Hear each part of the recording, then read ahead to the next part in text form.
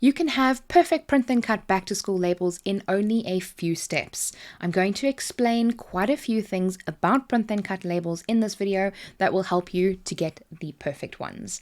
My name is Kelly and let's get clacking. Now in Design Space, I'm going to first start off with adding in a shape that will show me how big I can use on my print then cut page. We all know that we want to use the most amount of space possible. So I'm going to add in a shape that will help me figure out exactly where I need to lay things out and use the most out of my page.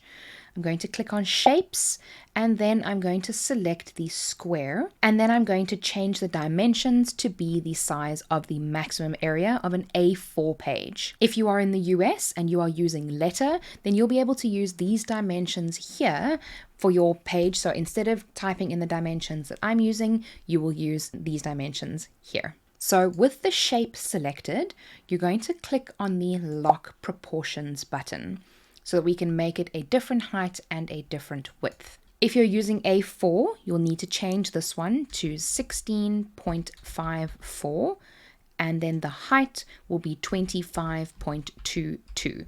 Now that is the maximum area that you may use for print then cut. You cannot go outside of that shape, and we will go over exactly what to do in a moment.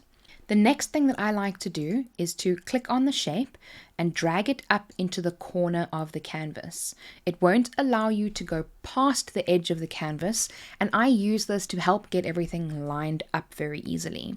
We'll make use of that when we are lining up our labels. Now we're going to add in a shape that we want the label to be cut into. If we're doing just labels on pencils, we can use the wraparound method. And people use this because they find that the labels don't come off as easily because the edges typically are the first parts to go. And with the edges rounded off, it means that they don't get pulled up as easily. So I'm going to click on Shapes again, and I'm going to add in the square that is just to the left of the square that we used, because this one has the rounded edges. So I'm going to move it to the middle of my canvas and zoom in. Now we're going to change the size of our labels. If you're using just a normal standard pencil, then around 4 centimeters in height is usually going to be okay with just wrapping it around, but I would recommend double checking this before making the sizes in your labels. So I'm going to just use the arrows and decrease the size, or you can type in the number like we did earlier. So it's going to be 4 centimeters. And now I'm going to change the color of the label. I don't want the label to be printed gray. I want it to actually just have the white of the paper. So I'm going to click on the gray block and change the color to white. So now the color won't print and it will just cut around the edge of that square.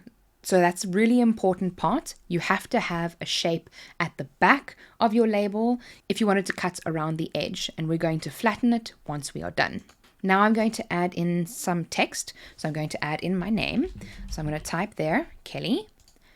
And you can absolutely change the font if you want it to be something a little bit fun. I'm going to use one of my bookmarked fonts. And I'm going to change the size so that it'll fit inside the label. We're going to put it near the top of the label, as this part will be covering the rest of the pencil. If you want to duplicate the name, you can. But remember that the bottom part of the label will be overlapped at the top. So when you wrap it around, part of the label will be covered. So you don't want to cover the entire label. That's quite literally as simple as what you can make it. You can make the name smaller, and then you can put in a surname or however else you want to decorate it. Add a pretty picture on there. It's totally up to you.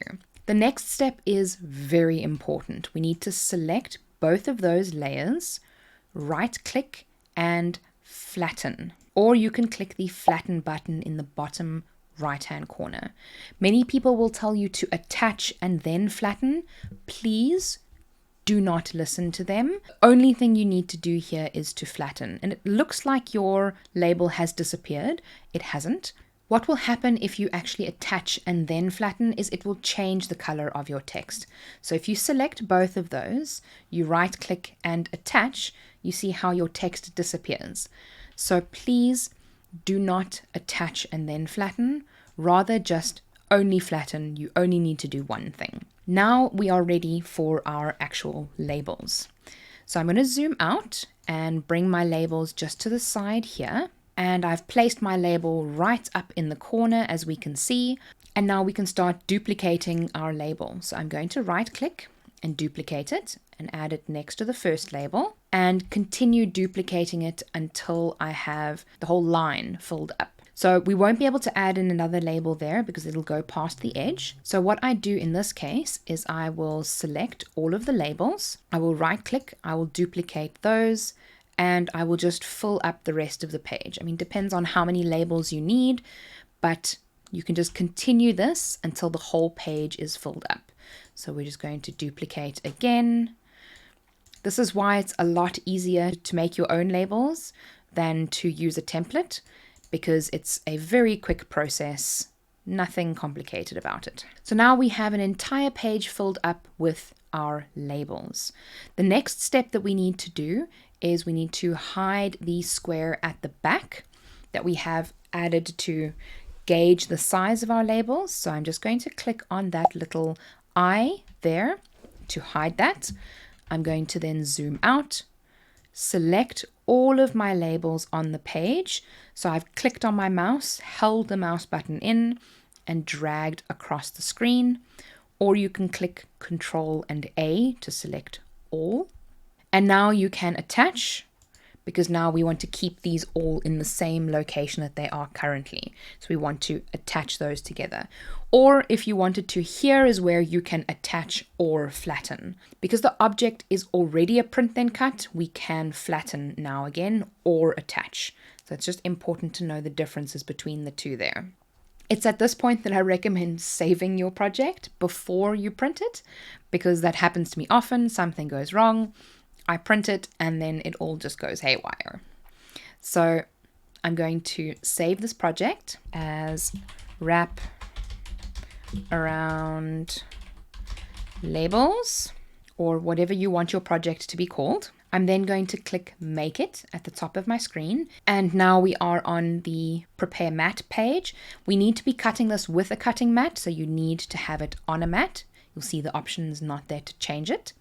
So we're going to click Continue. And now we can print it on our printer. I'm going to click Send to Printer, so the dialog pops up. And I'm going to be using my Epson L3150, as it is an ink tank printer and it is very economical on ink. I'm going to print one copy. We can leave bleed on here. Because our label is white, it's not going to make a difference. What the bleed does is it adds a little border to where it's going to cut your label on the outside. If you're printing color labels, like with some nice polka dots on the back or pink labels or whatever they are, then you would want to have your bleed on if it's going to cut on the colored area. But in this case, I can leave it on or I can turn it off. It's not going to make a difference.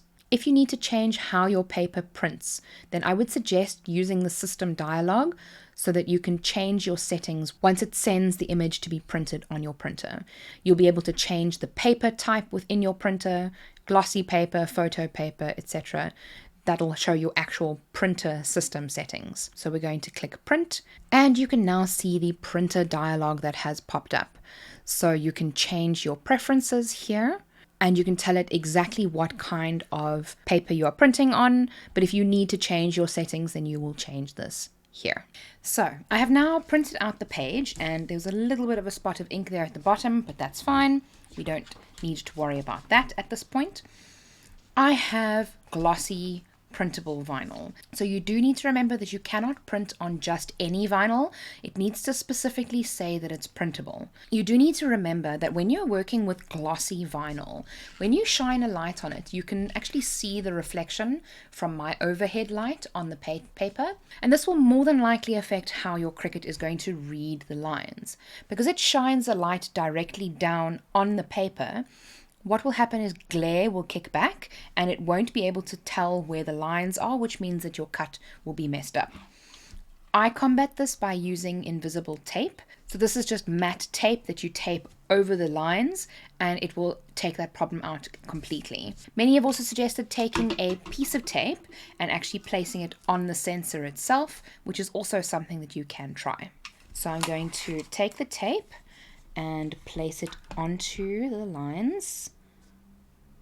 Stick them down. And as you can now see, there is no glare over the lines. So when you load it onto your mat and into your machine, you won't have any problems. So we take our cutting mat and we load the paper onto our cutting mat. And we load this into our machine and we cut.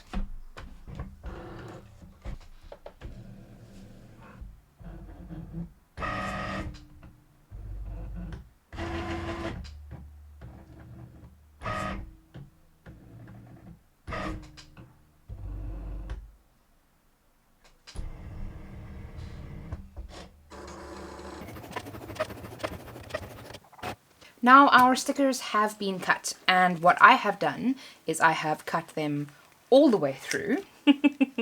But if you lower the force settings, you'll be able to kiss cut them, which means they will just peel off just like that, and there you have your perfectly cut label.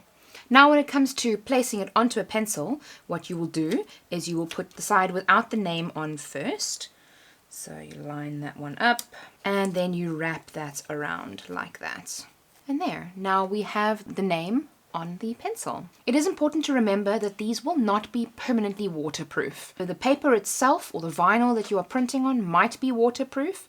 However, the ink that you are using is not. Inkjet ink is water-based, so it will then come off with water. If you are wanting to make waterproof stickers, you will need an eco-solvent printer, which is very expensive. But thank you so much for watching. Subscribe for more Cricut tutorials in the future, and remember, be kind to someone today. See you soon!